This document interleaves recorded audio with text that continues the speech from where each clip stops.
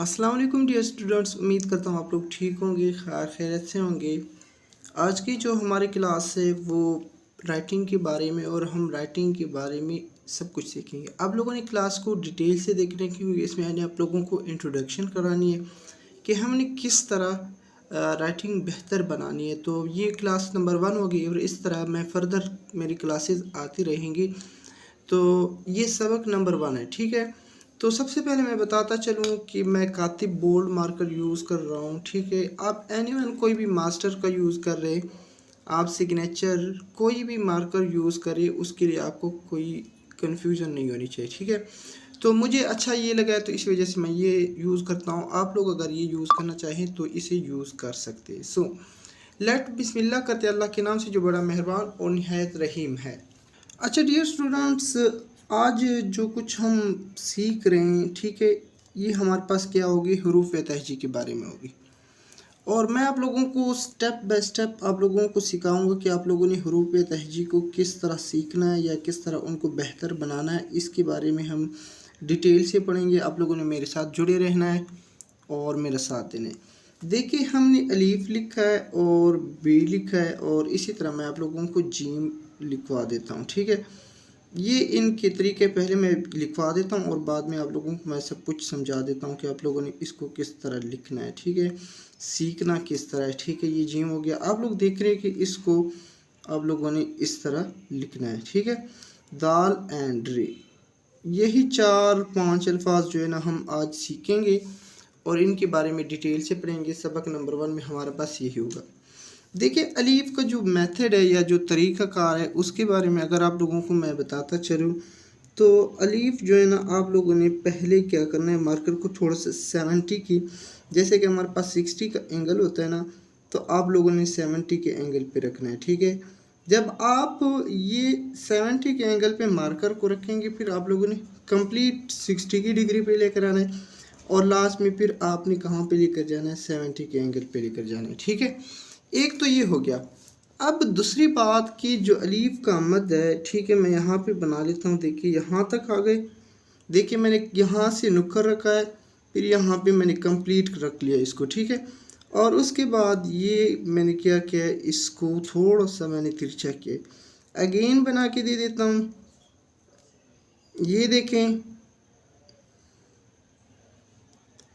मैंने यहाँ पे नुक्कर यूज़ किया है और यहाँ पे फुल मार्कर यूज़ किया। आप लोगों को नज़र भी आ रहा होगा इजीली। तो ये देखें कि मैंने फिर उसके बाद यूँ यानी कि ये लेकर आया हूँ और उसके बाद मैं थोड़ा बहुत इसको टेढ़ा किया है। आप लोगों को अब इजीली समझ आ गया होगा कि किस तरह मैंने किया, ठीक है। ये हो गया हमारे पास अलीफ। अब देखिए, बे के लिए आपने यूँ नुक्ता रख लेना है, जैसे कि मैंने ये रखा है, ठीक है। और उसके लिए आप लोगों ने क्या कर लेना है, इसको यूँ कंप्लीट कर लेना है। लेकिन बे, इसको नाखन बे बोलते हैं। अगर आप अपना नाखन रखेंगे यहाँ से तो यहाँ तक आपका नाखन ये आ जाएगा। देखिए यहाँ पे एक कत होना चाहिए। अब कत क्या है, ये जो निब है ना, इसको आप क्या बोलते हैं, जब आप इसे यूं रखते हैं, ठीक है, यूं रखते हैं तो ये एक कत होता है। तो यहाँ पे भी एक कत होना चाहिए, यहाँ पे कत का गैप होना चाहिए। जब तक आप ये एक कत की गैप यहाँ पे नहीं लेकर आएंगे तब तक आपकी बे ठीक नहीं होगी और आप लोग आपकी राइटिंग ठीक नहीं होगी।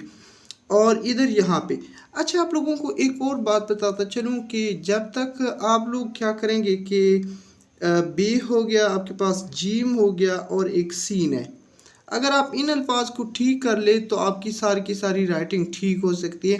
तो इसी वजह से आप लोगों ने मेरे साथ जुड़े रहना है और इंशाल्लाह ये सबक नंबर 1 है। और अगर आप लोगों को वीडियो अच्छी लगी तो आप लोग चैनल को ज़रूर सब्सक्राइब करें और इस तरह फर्दर हमारे पास सबक भी आते रहेंगे।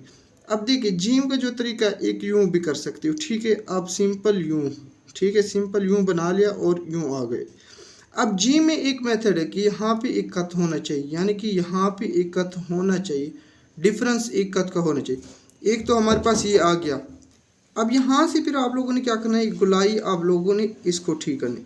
इसे आप बोलते हो शेप ऑफ मून, ठीक है। यानी कि जो शेप ऑफ मून है, अगर आप इसे ठीक कर लेंगे, बेहतर कर लेंगे, तो इससे तकरीबन कम अज़ कम आपके 5 अल्फाज क्या हो जाएंगे, ठीक हो जाएंगे ईजीली। अब दूसरी बात ये आ गई कि आप लोगों के पास ये तो जीम तो हो गया, ठीक है, ये गुलाई भी आप लोग ठीक कर लेंगे, लेकिन जो जीम का जो सिरा है वो किस तरह बनाएंगे। देखिए, जीम का सिरा आप लोग यूं मारकर रखें और उसके बाद इसको यूं खींच के लेकर जाएं, तब इस तरह भी आप लोग ठीक कर सकते हैं और यूँ लेकर आए, ठीक है, ये हो गया।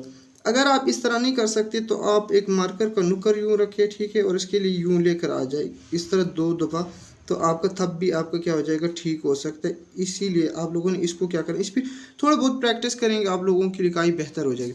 अच्छा, दाल के लिए आप लोगों ने करना क्या है कि फुल मार्कर यूँ रखना है और यूँ लेकर आ जाएंगे, और इसके बाद इजीली आपने क्या करना है, इसको थोड़ा सा मोड़ लेना। ये आप लोगों का दाल हो गया।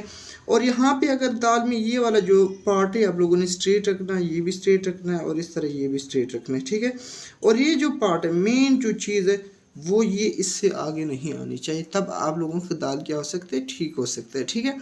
और उसके बाद हमारे पास रे का नंबर आता है, ठीक है। और हमारे पास आज की क्लास क्या होगी, कंप्लीट हो गया है।